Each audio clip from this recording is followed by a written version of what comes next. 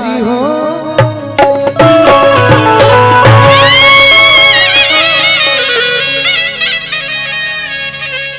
कारण का बा भारती जी की जितना भी हम गाना अभी ले एल्बम में गौले बनी चाहे मंच पर गाइला तनी पर्दा में रह के आदत बा गीत संगीत ऐसे चाह तो गा सकतनी बाकी अपने में लाज लगे ऐसे गीत संगीत है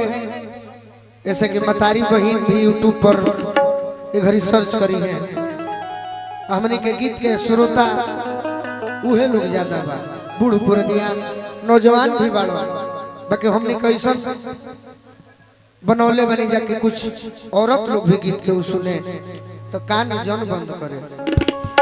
ओठवा के ललिया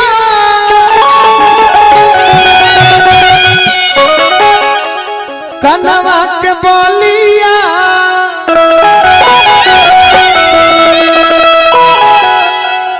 अरे अखियां के तोहरा कजरावा म्यूजिक म्यूजिक म्यूजिक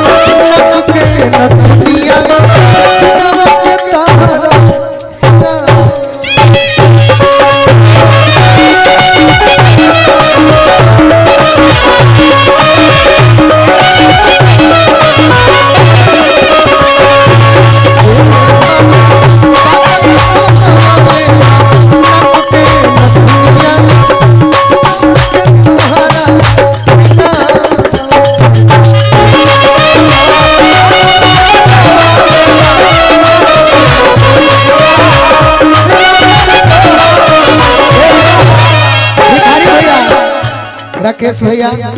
और बड़े भैया सब हमारा वेद भैया के मित्र हैं कतना भी रौरा राकेश भैया पुरस्कार दे दी बाकी हमरा से किस्मत के मारल कोनो गायक ना होए पूछी जे कैसे उठवा के ललिया पवन सिंह जी गौले रहो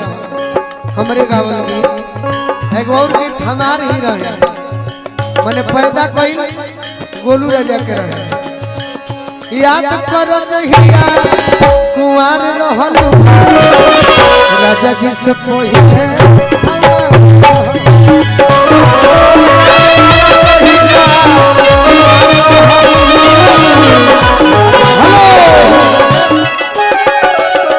बतावल भी जरूरी वैसे कि श्रोता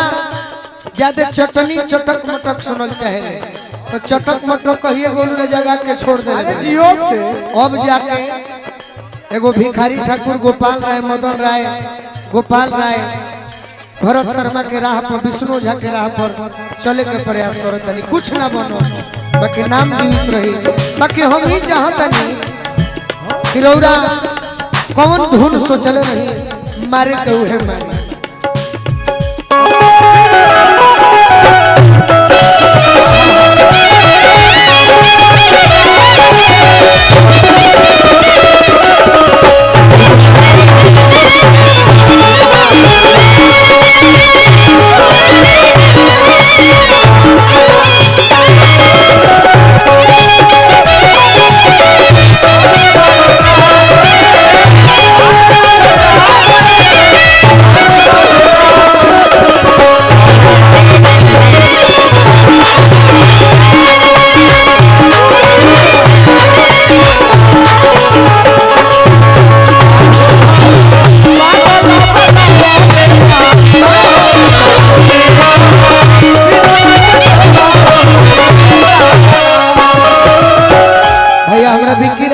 पुरस्कार देनी देखी दीपू बाबा कतना सुर में। हालांकि सच्चाई बताओ तनी हमारा से पहले ही गावत रहले हम आई दू गोला गाई जा 4 गो गीत के बाद मंदिर के पीछे जाके सुत जाए रात को हमारे ठाटे के पड़े उहे ठाटा के दिन हम किया जा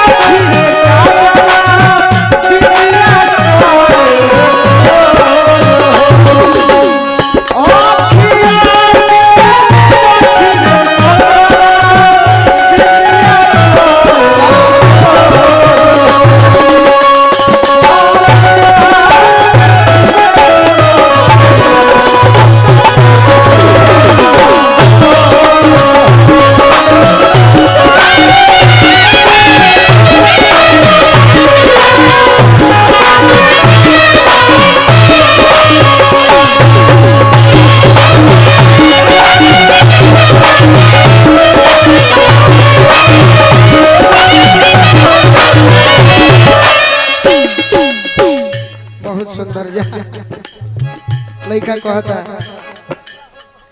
देहिया चढ़ा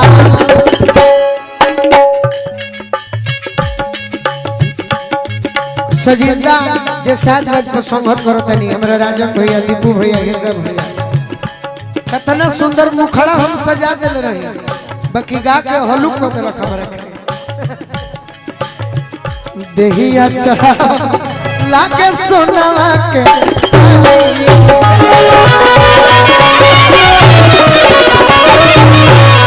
देहिया चढ़ावन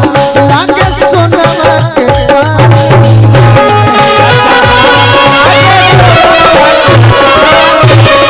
हीरा मोती खानी पावे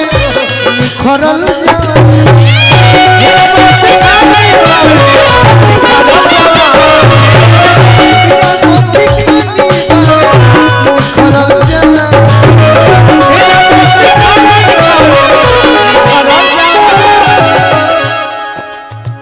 हसलू तो मधुरस चुएला ललैया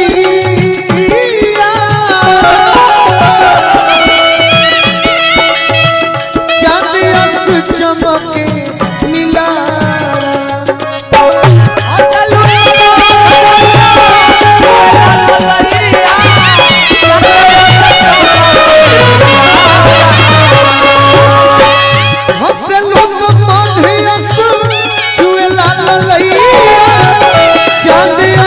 चमके